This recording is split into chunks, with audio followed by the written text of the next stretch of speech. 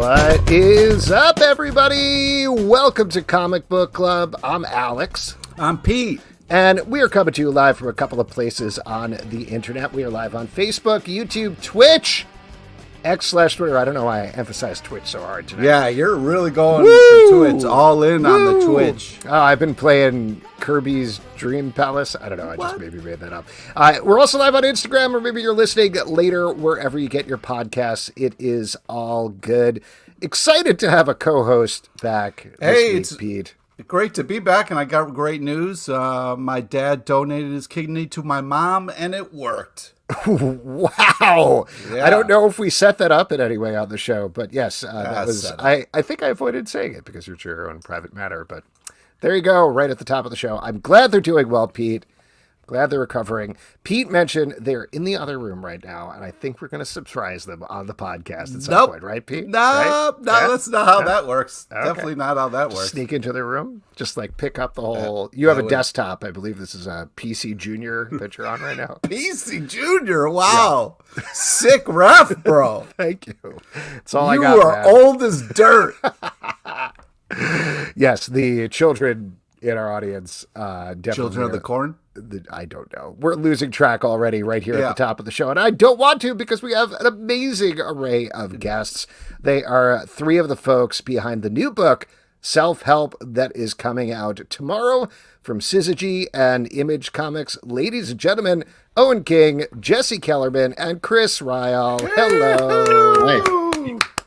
Welcome to the show, guys. Very excited to have you here, Chris. Excited to have you back. Good to see you as always.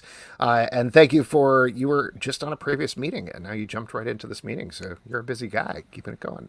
Yeah, great to see you guys. I'm an Eisner judge on the Spirit of Comics Best Retailer Award. So we just finished our first round of judging. So. Real quick, as a podcast exclusive, who won? Yeah, just tell us.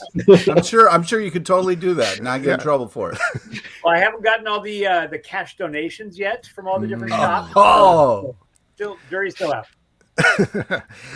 Well, cool. We'll keep bothering you about that throughout the show, I'm sure. But why don't we get into this book? This book is great. This is a noir that is coming out tomorrow. The art is by, tell me if I'm mispronouncing her name, but Mariana Ignazi. Is that correct? Ignazi, I would say. Ignazi. Okay, probably better. Ignazi. Yeah. Put a little and Owen and Jesse, you teamed up on writing this. Before we even get into the book, though, I do want to mention you both come from writing families. Is that how this happened? Did you bond over that and you're like, we got to break free on our own and do our own thing? Yeah. Well, we've been friends since the early 2000s. Oh no. And then it became one morning, and we've been friends ever since. And we were just looking for an opportunity to work together, for quite a while. But we actually haven't seen each other in person in almost 20 years. Jesse's on the West Coast, and I'm on the East Coast. So we're trying to figure out something we could do that could get us together. So we came up with this. Yeah. We met when we were both living in New York City back in as Owen said, back in the early 2000s, and I think our friendship started because I was in a Barnes and Noble back when people still did things like that, and I saw Owen's book sitting out on the display table, and I picked it up. His short story collection. We're all in this together, and I took it home, and I was like, wow, this guy's gonna really write. He's got amazing chops. And those were the days of the internet where you could look somebody up and track somebody down and write somebody a random email and not be arrested for stalking them. So I did that, and we just connected, and we've been tight ever since then. But it's taken us this long to find a project that we were able to work together on. Well, why was this the right project? And just to give it a little bit of a setup, and tell me if, stop me if I'm getting into spoilers at all, but it mostly focuses on it's not called Uber in the book, it's called Driver, but an Uber driver who looks exactly like an incredibly famous self-help guru. ... Some things happen that maybe bring them together a little bit by the end of the book, and then ... Some other things happen. Vaguest possible description there, but why was this the right project to bring you guys together on? We were just spitballing. We were legitimately trying to come up with a story, and I had been living in Los Angeles working on a TV show, and I had seen some things and gotten a taste. I'd never lived on the West Coast before, and I'd gotten a little bit of culture shock in Los Angeles, and I think we were talking about that and the sort of mutability of people's identities in Los Angeles. And I can't remember the moment, but someone, either Jesse or I, said something about, well, what if there was an Uber driver who picked up a guy who was really famous and they looked just alike, and we started. I'm gonna grab the baton. Yeah, go for it. Please. So I think sorry, you cut out there for a second, Owen. I think the desire to collaborate actually preceded the story. We knew we wanted to have fun working on a project together, and as Owen said, then we sat down and we're like, okay, well, what are we going to do? And we ran through all of these various ideas. We pitched them back and forth to each other. I think the idea of sending up the sort of self-help, we're in this era now where everybody's got advice for you, everybody's an expert on something, and especially Instagram and TikTok are full of people, which is a great American tradition, really, selling you snake oil and selling, if this is the one thing that you need to make yourself complete. And it's like, and we live in a culture that just never ceasingly recycles this concept of the quick fix. And I think we just found that ridiculous. And given Owen's experience in LA and the fact that I grew up in LA and I was familiar with its language, which is bullshit, we felt like this was the right story for us. Yeah, and we should also mention, for anybody listening to the audio podcast, those who are watching live know this, Owen and Jesse, you are basically identical twins as well. Obviously. Yes, we do. There's that, yeah. Now, before we actually go on and keep talking about the book, and Chris, I want to ask about how you got involved in the project in a second. I do want to mention that every week on the show, we have, this is true, a professional chef down in New Orleans named Brett Macris. He just opened an amazing restaurant called Stray Wild Bullies. South, and that's his nickname. And every week he either curates or creates a cocktail for the show. And this week he created the self-help cocktail, which is bourbon, dry vermouth, cranberry juice, simple syrup. I always get this wrong. Angostura bitters. There you go. Okay. Large orange peel. And yeah, mix it all together. It's kind of like a Manhattan. It's like identical to a Manhattan. Yeah. Nice. So that's the self-help cocktail. I'll shoot it your guys' way so you can read the tiny print. Oh, thanks, Straight Bullet. Amazing. That's nice of Thank you. you. That is awesome. Do that. That's That's you cool. drink enough of, you sort of forget your identity, so it's perfect. Exactly. And I didn't have the right ingredients, so I didn't make one tonight, but I'm definitely going to go out and get them very soon. Speaking of which, Chris, how did you go out and get these guys for Syzygy? I don't know. Oh, and how did we first start talking? Like, we'd been talking, because we were doing Sleeping Beauties before I left the previous place. And I left Sleeping Beauties in their hands, and Owen kept finishing that comic adaptation, but with Rio yours. But I don't know how this might have just come about. Owen, you saying, "Hey, I've got this thing. Do you want to hear about this?" I think that's what happened. We had talked about doing something at some point. I wanted to work with you, and Jesse and I wanted to tell this story, and we talked about trying it in a couple different formats and settled on trying it as a comic script. And I said, Chris, will you take a look at this and tell us if you think we're totally full of shit in a good or bad way. And we talked about comics for a while. Like, when Owen did a graphic novel called Intro to Alien Invasion, and I know we sort of talked about that one a bit before you landed on where it ended up. And so, yeah, I love this. Felt like the perfect thing to do together. And Jesse being the co-writer was just that added bonus. So it's been great. We'll talk about, maybe this is for you then, Chris, as well. When did Mariana Ignazi come on board? Was that something that you matched, or Owen and Jesse were you interested in working with her? It was interesting. It was a long search that ended in exactly the right place, which is always one of those just lovely moments when it can actually happen that way. Because what I wanted and what I always want is sort of my artistic platonic ideal is Darwin Cook, the kind of artist or Marcos Martin or Elsa Charretier, people that can do a lot with few lines. They're very expressive, but they don't overdraw. They don't I don't know, there was just or Michael Cho, guys like that are just such a purity in their line. And I wanted that for this book. I thought it needed clean lines like that to, I don't know, to sort of play up the LA of it all. And then I like a clean style for a story that kind of gets gritty and dirty.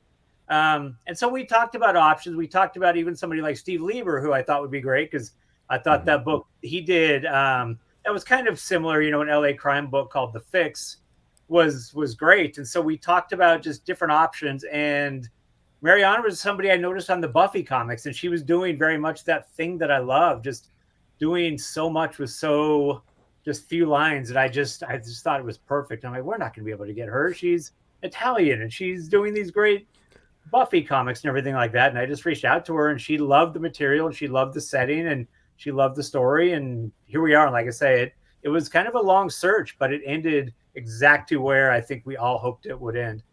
Just don't want to interrupt. I just wanted to mention these covers are glorious. Just absolutely. This is my first time seeing them, and I agree. Those are pretty good. Well, you do have this was Ashley Wood, my partner at the Syzygy imprint, did this one for us. Well, I don't know if this is exactly the right one. I don't remember which ones I put into this presentation. And this is true for anybody who's listening to the audio podcast this time. But you have this great thing where you have noir inspired posters that are going into the issues. Where did that idea start, and what was it like putting that together? So that all came from the designer and the letterer, Ian Shalgren, who's a guy I've been working with for about a year now on various books. God, he lettered my story Dreamweaver. But he's an amazing book designer. He's designing a book for me right now, this Marvel book that we're doing elsewhere, that we can't quite announce yet, but just his design sense is so good. So every issue he said, can I do something different? Can we pay tribute to a different noir film or novel or, logo design, that kind of thing. And so yeah, every single book will have a different look and feel, and the cover logo and the credits page on the back cover. So he's just doing everything to make it stand out sort of cover to cover. Yeah. Just to get back to the content of the book, and I hope, again, that I'm not delving too heavily into spoilers here, but we start, the character that we focus on mainly in the book is Jerry, this driver.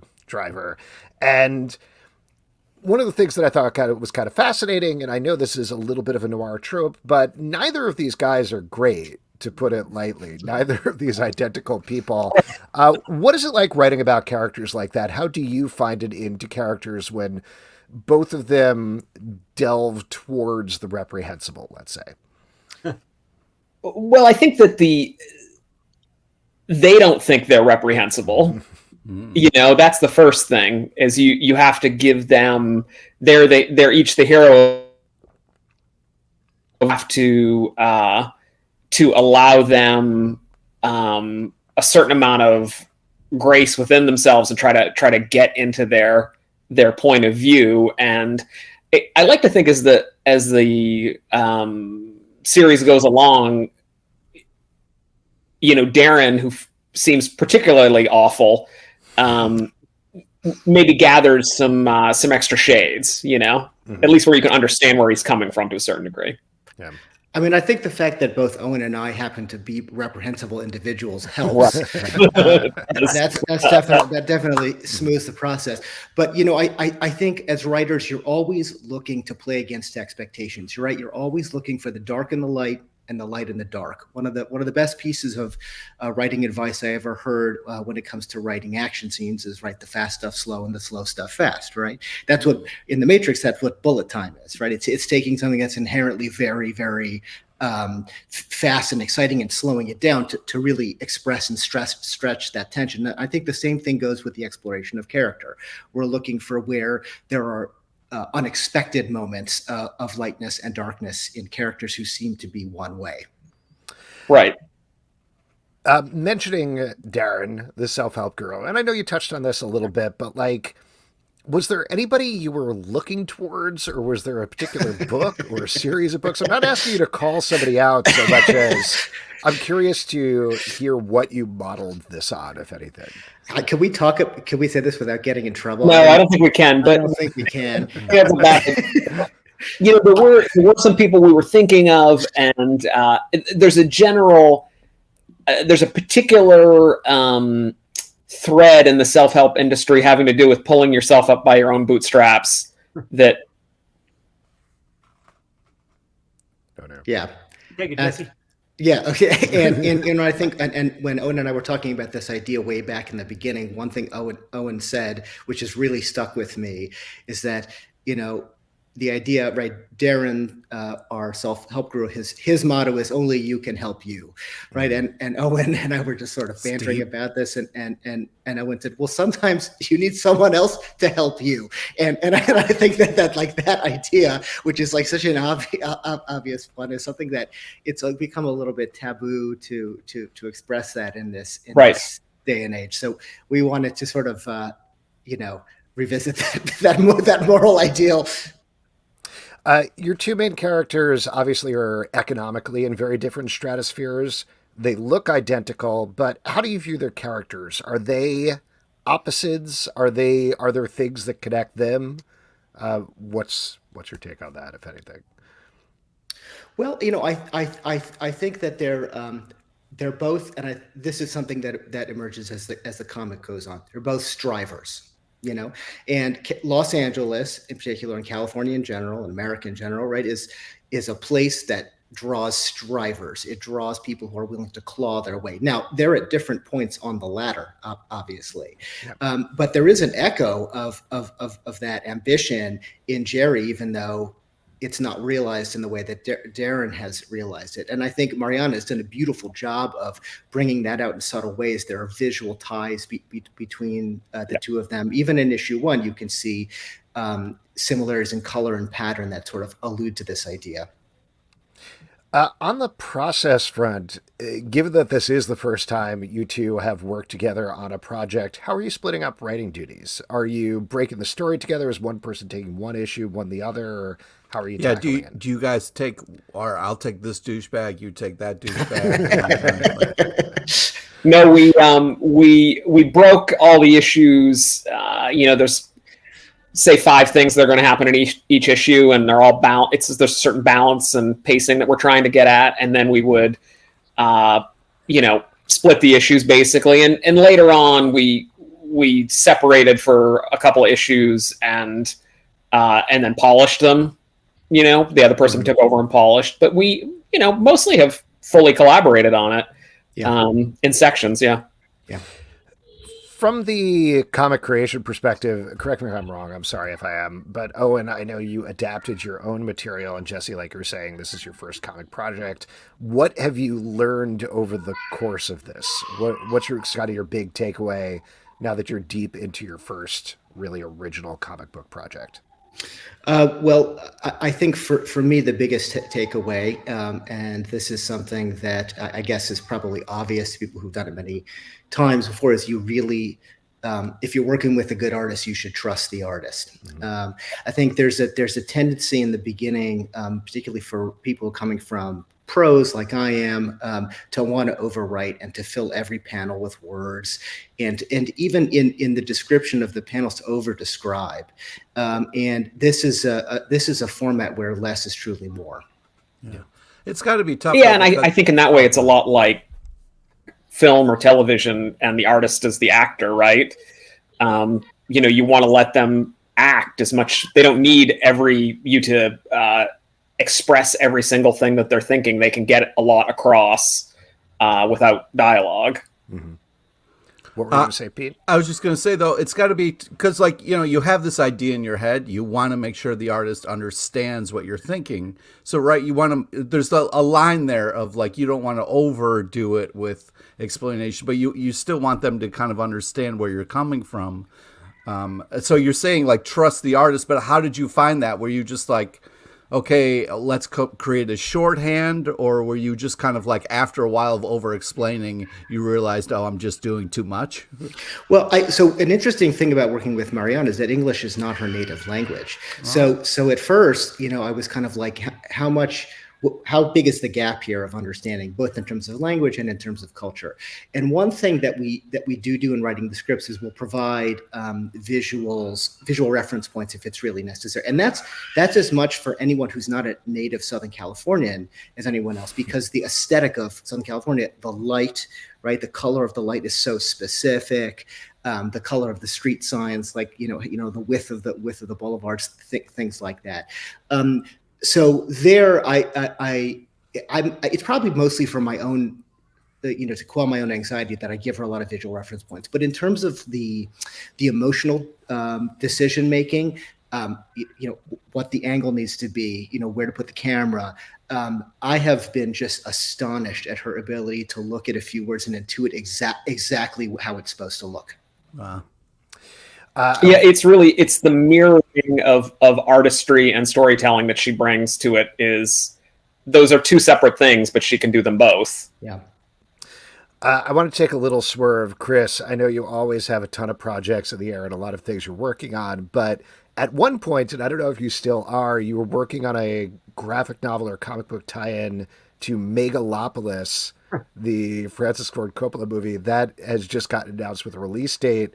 So is there any movement on that? Are you still working on that? I am. Yeah. Thank you for asking. It's been a long journey through the city, especially for Jacob Phillips, because Jacob's doing pencils, inks, and colors on every page, and it's a 150 page graphic novel. So we're just about wrapping that up now and trying to figure out, the best plan to tie it in with the movie as far as the release, if it comes out later, what the exact plan is. Because the great thing about it was Francis just said, let's just make a book. Don't worry about the business of it.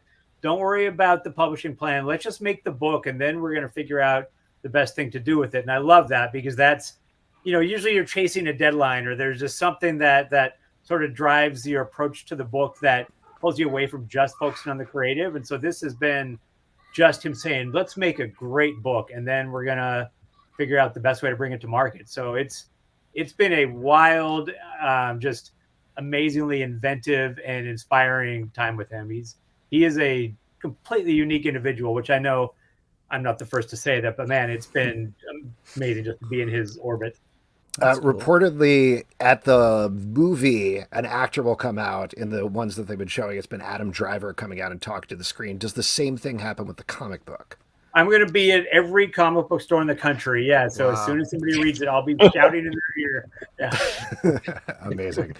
Well, guys, this book is fantastic. Yeah, I really congrats. loved it. It's a 5-issue miniseries. Is that correct?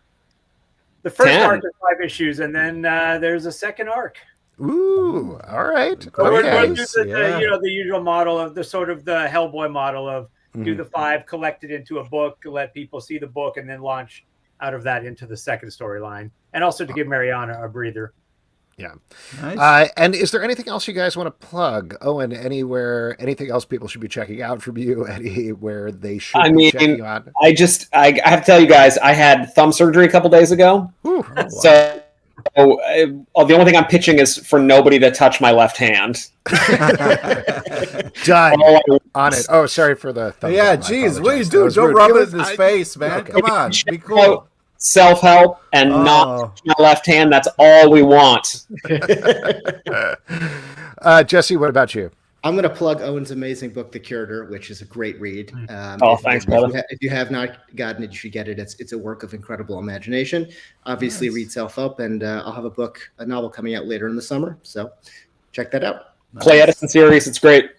Yeah. And Chris, I know we plugged Megalopolis, but is there anything more current coming out that people should be checking out from you as well? Yeah, a book I did with Abrams Comic Arts, a Marvel calendar collection that collects these very unique calendars that were produced just for a short amount of time. Back when I was a kid, I did a big fancy art book with them, and just, anything I can do that pleases 10-year-old me. And I have a couple other books like that in the works right now too, is what I'm all about. So Awesome. Well, guys, thank you so much for coming on. Congrats on the book. Yeah. Can't wait to Owen, I hope read you the feel rest of the better, man. series. Yes. Thank you, guys. Appreciate it. Thanks, great guys. seeing you again, guys. Yeah, All take right. care.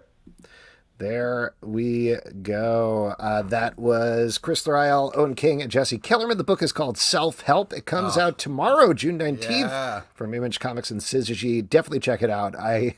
We didn't really get into this because of spoilers, but floored by the ending. Like, great twist right at the end there. Not to plug that there's a twist, but very fun first issue. And the art's awesome, like we talked about. Oh, my God. The art's unbelievable. And the covers do a great job of pulling you in, making you kind of stop in your tracks and being like, oh, I got to check this out. Yeah, oh boy, gotta get that at the old comic book shop. You gotta go check this out here. Well, that's enough of our voices. Why don't we move to our next section, which is my favorite section because you all make it up. It's your audience questions. And for audience questions, all you got to do is drop a question in the comments over on Facebook, YouTube, X, Twitter, or Twitch, maybe Instagram. Oh, Pete, do you have a question? Yeah, I have two. One, where is Justin? And second question is, we have a email question. Someone emailed this. So that's more of an email statement is what you've got. But the hey, answer about Justin is he's on a family vacation right now. He said he might call in for this section of the show, but I'm going to tell you, without calling him out, I feel like he's going to text us in half an hour being like, hey, you guys still doing audience questions? Man, that Justin, he's all over the world, man. That dude is just... Where in the world is Justin Tyler? Yeah. Well, never sing that again. We do have an email question. Thank you for reminding me. This is, by the way, I'll mention before I forget, if you ever want to send us a question, you can't make the live show, comicbookclublive@gmail.com. Happy to read them on here. Thor Axdal says, what is a comic book that you have had a visceral response to? Joy, fear, anger, contentment, whatever. I'm currently reading Department of Truth and is making me legitimately unsettled. It's so well executed in its presentation and content that it almost creates a real-life sense of dread that sticks with me, not unlike how I felt watching Lars von Trier's Antichrist or Lucky McKee's The Woman. My guess is that if I bring up Frankencastle, it will instantly make Pete's blood boil. Why would you bring that up? There you go. Why would you do that? He's talking about we were having a reactions, good time. but it happened. He was correct. I'm not done. Even more so when I say I recently read it for the first time, and it's honestly not that bad. It's just dumb fun. Big fan. Thank you. Thank you, Thor, for writing in, even if you poke the bear that is Pete. I used to like you, and then you made that last statement there. It is that bad. No, it's fun. He's right. Nope. It's silly. Frankencastle. It's a funny joke. It's not funny because he becomes friends with monsters and he protects monsters. Great stuff. Yeah, it would have been cool if it was a dream and we woke up, but he got murdered by Wolverine's shitty son. And now he's Frankencastle as well. How do you feel about that? Vengeance, baby. He is. He's the spirit of vengeance. He became a Helverine. Comics are weird. Yeah. To get back to the question, though, other than that, things that gave you any sort of visceral response. Yeah, I don't know if you remember this, Alex, but we went to a New York Comic Con. I'm not sure which one it was. It was a long time ago. And I had just finished reading an issue of Spawn that made me so mad. I berated a very nice person who was working in an image booth and had to be restrained. And speaking of Frankencastle, you once really got into it with Rick Remender too, right? Yes, I did. Yes, but you made up. We were having a fun back and forth. That was a different kind of like. It wasn't like it was in the spirit of mutual respect. There was nothing but love, But yeah, I'm not afraid to let people know how I feel about stuff. In my defense with the Spawn thing, though, they had made a really poor choice with some stuff, and I just wanted to let them know that it wasn't cool. Yeah, I've definitely had strong reactions. I mean, I don't think this is anything shocking if you've been listening to the podcast for a while. Ice Cream Man is probably the one that makes me viscerally recoil and feel upset and sad on a monthly basis. So I definitely feel things when I read that. I talked about this a million times, but that double-page spread Tim Sale did in Superman for All Seasons, where it's just Clark and Pa Kent looking out at the sunset. I still, I get chills thinking about it. That just gets me. That is just a gorgeous, gorgeous page of comic book art. And then also another classic that we talk about, the jump scare in Lock and Key. Oh, yeah. Lock and Key. That oh, my God. Yeah. I mean, so good. That's just a perfect example a medium evolving past its form where, you know, something is affecting you and it's a still image. I mean, that's really impressive. Yeah. And I'll say one more that I know will make you feel uncomfortable, but Concrete, the issue where like they kind of, not the issue, the graphic novel where they explore, can they have sex? And they can't physically the way that we think about it, but it's just Paul Chadwick writing about it. And I remember I was reading this in the back of a van while I was traveling somewhere, and I was like, back of a van? Were yeah, you back of being a van. A creep? kidnapped? Yes, I was being the creep. I was being the creep. You were loading up. Just I remember being your like, victim. woohoo, I gotta fan myself. This is hot. This is a hot comic. Oh man. And I've never really felt that with another book. Like, that was definitely reading that. You're like, oh my God, okay, what's happening here? But I do like what you were saying a couple comments before, where there's definitely been some like positive, amazing, moving images and like beautiful moments in comics that stick with people, which is really quite lovely. The artists do such amazing jobs getting emotions on those pages and feelings and bringing to a place. It's really impressive. Yeah, and I think this is not to be dismissive of the question at all. If we didn't feel those things, we wouldn't read comics. You know, like if it was just spandex fights and tights and that was it, I don't think I would have kept with it so long. I would have been like, cool. Yeah, but I mean, also don't think that's the reason people really follow wrestling. Like, obviously the fighting is fun, but they get involved in the personal stories of the triumphs of the people, and that's how fiction works. So yeah, I mean, comics was one of the first times I felt seen. You know, short, angry, hairy guy. You know, there was Cerebus, the aardvark. No, Wolverine US. I know.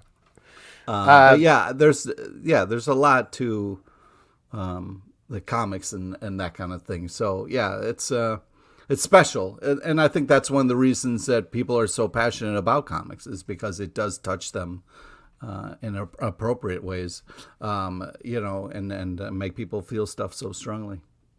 This is from Frederico Rosa over on YouTube. I just rewatched Fantastic Four 2015. Wanted to know what you guys think the movie actually got right and maybe some general thoughts. Okay, so remind me, it was 2015, the Miles Teller, Michael B. Jordan. Oh, yeah. Two other people. Yeah. That one didn't do too well. No, it really didn't. I don't know. I've forgotten a lot of that. I do remember liking Michael B. I thought he was good at it. And oh my God, who was the Thing? The Rock. Was it? It wasn't Michael Chiklis, because Michael Chiklis was the older one. Yeah. Yeah, which was good in that. Like, Chris Evans and Michael Chiklis were good in those first two movies, even if the movies around them were really bad. I don't know. I like what they did with the Thing as far as like CGI wise. I thought it was kind of a cool look to it. I didn't hate that part. Ben Platt. Yeah. Jamie Bell, actually, and Kate Mara and Toby Kebbell was Dr. Doom. I think the major sin that every Fantastic Four movie has committed, which is wild to me, is the majority of the movie, they're like, you know what they got to do? We got to confine this Fantastic Four. We got to keep them away from everybody. In the first movie, it was them just kind of hanging out of the Baxter building and being like, we got these powers. What do we do? Let's not go anywhere. The second, Rise of the Silver Surfer, they're like, we've been held in a government facility for a very long period of time. Well, don't forget the part where there was a big Dodge commercial. Yes, I could never forget that. And then in the 2015 one, it was the same thing where it's like, these powers are out of control. They're actually a mutant-style curse. We have to stay away from everybody. And my fondest hope for the new Fantastic Four movie is they let them out of the house. That's all I want. Like, do not, I know you're doing it for budget-saving reasons, but let them go places and do things. It's You know what my favorite part about Fantastic Four? What? Doom. Oh, yeah. Which one did you like better? I haven't seen Nip Tuck in the I haven't seen my. I haven't seen my Doom yet. Oh wow, your Doom. Who would be your Doom? MF, rest in peace, baby. Come on. Wow. Yeah, I don't know. I would be a fun thing to kind of get to see. We'll see what happens. I'm sure the MCU is going to want to go for that at some point. Schreikler says, "What's your favorite comic version of a public domain character?" I don't know. I Kill Shakespeare. Ah, That was pretty cool. that's a good call. I like that. I don't have a better answer, so I'm going to stick with that. Stray Bullet says, clearly this dude who used AI to make a Superman cover and is copying other artists' work should be canceled, right? How does he get away with this and get this far? So let me give you the background here.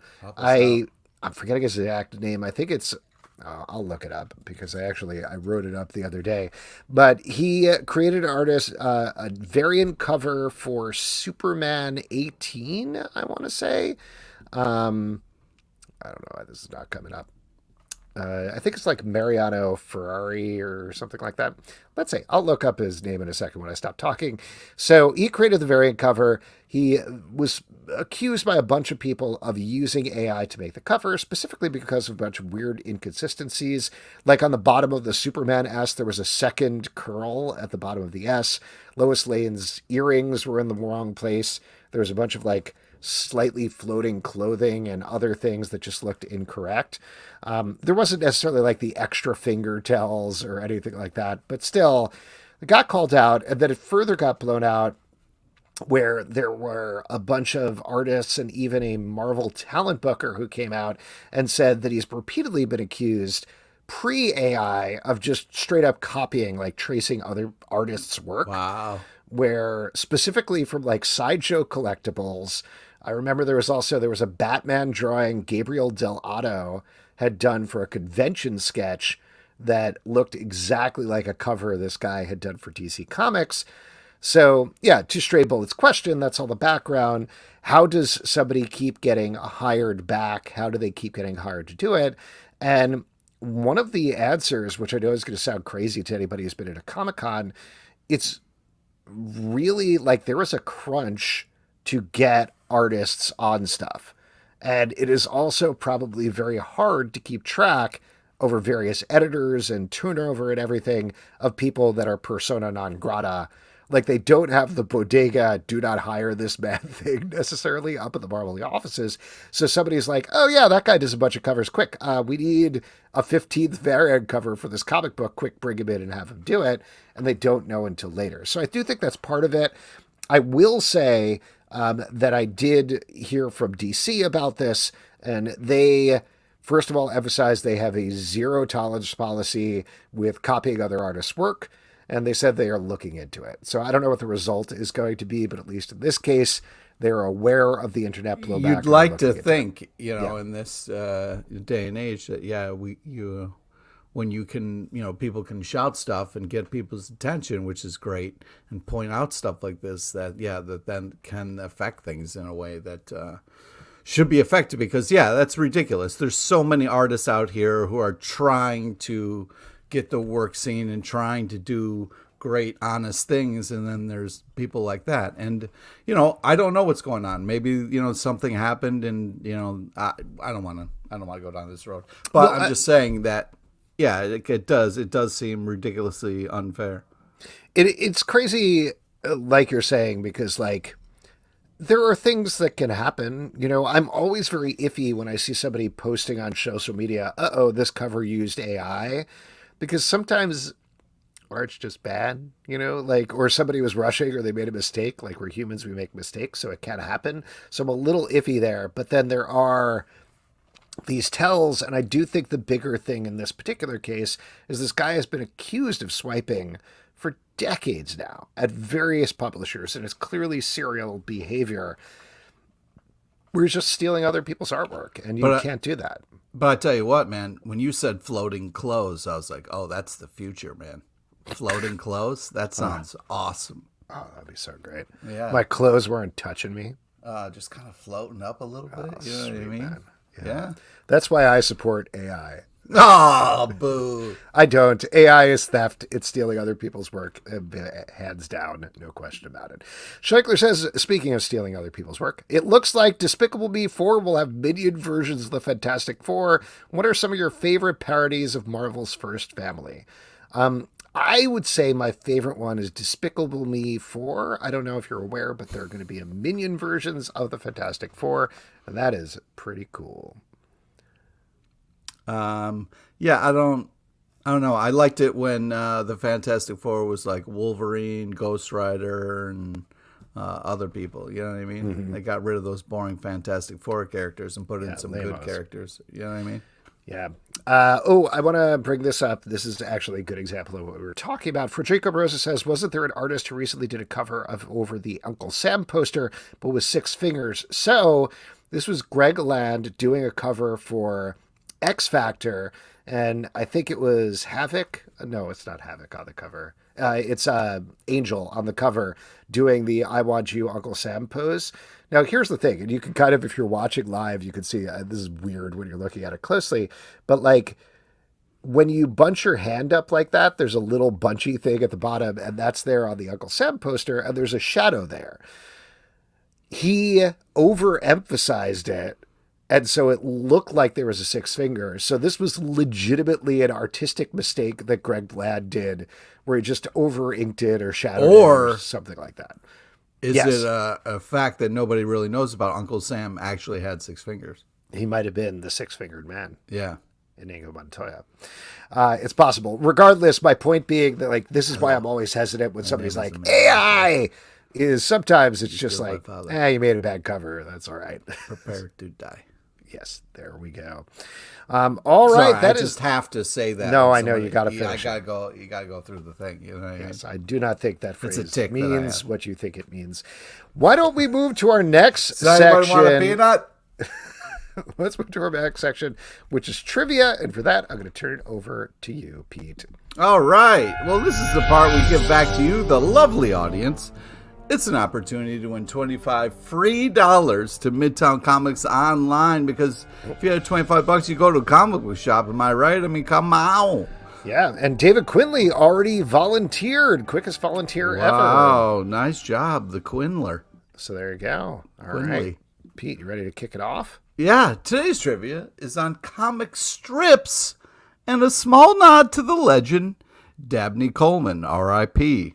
Please listen to all 3 options before making your selection. Here we go. Question number 1. This legend of the comic strip created a version of Spaceman Spiff for his college newspaper. Who is it? Is it A, Bill Watterson, B, damn, this guy is always being a dick and stretching things out, C, Richard Stahl?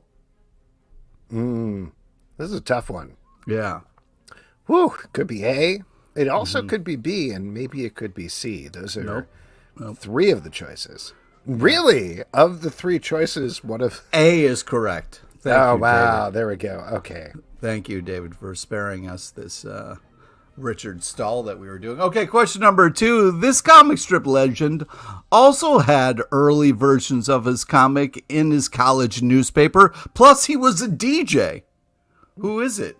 Is it A, Aaron McGruder, B, surely his name can't be Tony, C, Shirley Anthony? Hey, you were in college. Were you ever a DJ? I was not a DJ in college. Well, that's too bad, because a friend of mine who went to Cornell was a DJ, and that was fun. Really? Yeah. A? Is it A? Yes, it is. Wow. All right, here we go. Last one. Question number 3.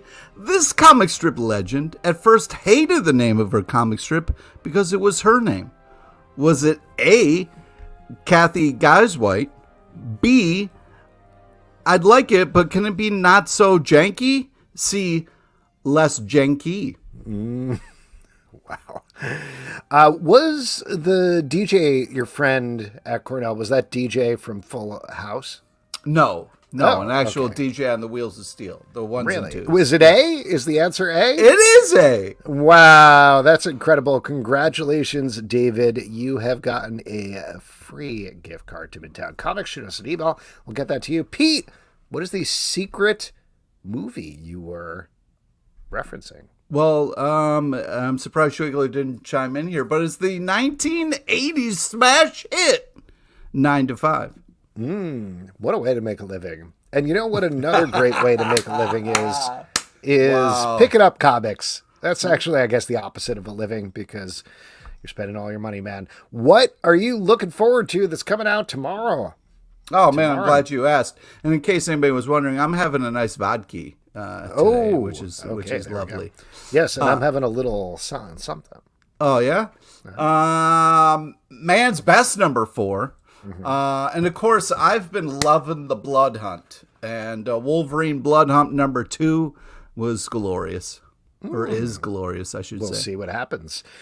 I am really looking forward to Uncle Scrooge and the Infinity Dime #1, written by Jason Aaron. I mean, this is a crazy experiment from Marvel Comics, having Jason Aaron write their first ever Uncle Scrooge comic. Jason Aaron has unapologetically said he loves the character, and when he loves a character, it turns out great. Also, very curious to check out Destro #1 from Image Comics and Skybound. The Energon universe has been That really was good great so far. It is great. And oh yeah, one other one. There's a new issue of Sensational She-Hulk. Penultimate. Unfortunately, Heartbreaking. Yeah, was man, canceled, I want and this to go on forever. This is such a Yes. great comic. The combination of art and writing is just superb. Yes. Great stuff. You can check out all those books and a lot more in our Stack podcast, which comes Wednesday at 9 a.m. in its own dedicated Stack feed, as well as the Comic Book Club feed. And folks, that is it for this week's show. A couple of people we want to thank. We want to thank Chris Ryall, Owen King, and Jesse Kellerman for coming on to talk about self-help. Yeah. Out tomorrow from Image Comics and Check it CCG. out. Check it out. And next week on the show, Michael Calero is going to be here to talk about Quested. Also, nice. a couple of other things to check out. Comic Book Club News, our comic book news podcast, Monday through Friday, every single day of the week, right first thing in the morning with comic book news. Candyman, our Sweet Tooth podcast, just finished up forever. A great, fun interview with Jim Mickle. The showrunner should check that out. Let's hear it for the boys. Our boys podcast is running right now. We'll have a new episode for you on Thursday. Patreon.com/Comic Book Club to support the show and all the shows we do. Don't forget to subscribe on Apple, Android, Spotify, or the app of your choice. At Comic Book Live on Twitter/X. Comic Book Club Live on Instagram and TikTok. ComicBookClubLive.com for this podcast and many more. Until next time, we'll see you at the Comic Book Club. They sit on crappy couches and they let the secrets leak. And occasionally they'll let that special guest speak. So grab your written hammer, don't be late for it, 'cause their girlfriend can barely tolerate it. Comic Book Club, Comic Book Club, Comic Book Club.